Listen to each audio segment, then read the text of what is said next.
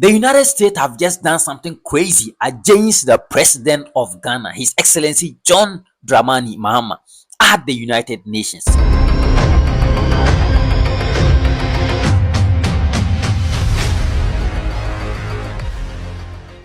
Now, remember, the president of Ghana, His Excellency John Dramani Mahama, at the United Nations General Assembly, delivered a wonderful speech calling for transatlantic slave trade to be seen as the gravest crime that humanity have ever committed. The entire transatlantic slave trade was designed to deny African people their humanity.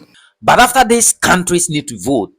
And out of these countries voting, the United States, Israel, and Argentina have kicked against this. That raised a lot of concerns, right? And now 52 European countries didn't vote. They abstained. That sounds crazy, right?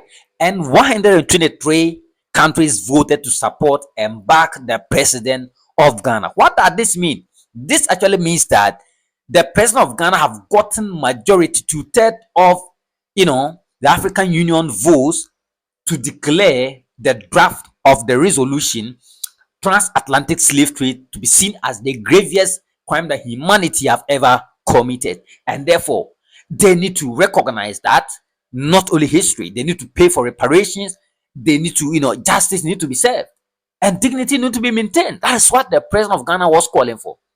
And the United States said, no, this is not a move in the right direction because there are no legal basis for this. And who is going to pay who and who is going to receive? Already the United States fear for financial responsibility, because if it comes to reparations, countries to pay for the damages that they've caused is billions and trillions of dollars. And that actually sounds crazy. You get that? So I'm gonna walk you through, give you brief detail of what is happening. And the craziest aspect of this is that people actually think, I see a lot of people celebrating on the media, posting and jubilating that Ghana have won for Africa. Yeah, of course, yeah. Ghana have won for Africa. The president of Ghana have done a marvelous job by standing firm at the United Nations, calling for countries to support and declare this as a grievous crime. And now there's going to be reparations, right? But not that quickly. People ask me, is this actually going to become law at the United Nations? And I want to say no. Is this enforceable? And I said no. And can you actually demand for reparations? Not actually, because this can only maybe be neutral, decided by the countries involved.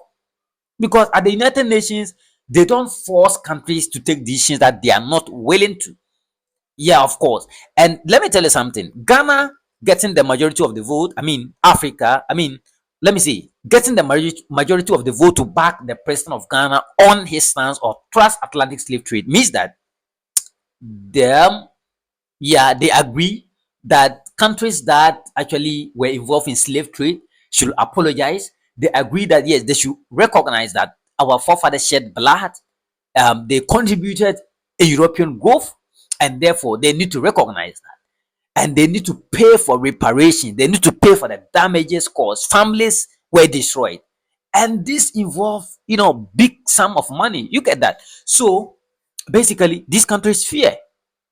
So let me tell you something. At the United Nations that you don't actually know, but you need to know. At the United Nations, we have something we call veto power. The veto power are 5 countries that takes final verdict. Maybe if something serious need to be passed, like something like this, where countries are run away from the fact. Now, veto power involves 5 countries. I'm talking about United States, Russia, China, United Kingdom, France. These countries have the veto power at the United States Security Council. And if one of these countries votes and say no to a verdict or a motion, it means that it is completely blocked and nothing can be done about it, despite the fact that if all the other countries vote to support it. So in the case of transatlantic slave trade that the president of Ghana is presenting now, if it gets to veto power, and let's say 4 countries out of the 5 countries votes yes, and the United States votes no at the veto power, it is completely blocked and nothing is going to happen. That is what works there. It sounds crazy, right? Yeah, people already, jubilating and celebrating. Yeah, wow, it's good to celebrate. But this is what it means. You can do your research and find more information about that. But on the positive view, I think this is a good move. I mean, a change in the right direction, a move in the right direction to enable Africans gain their recognition, reparations, dignity, respect, and all that. I mean, kudos, congratulations to the president of Ghana for his, firm stand, and it was amazing.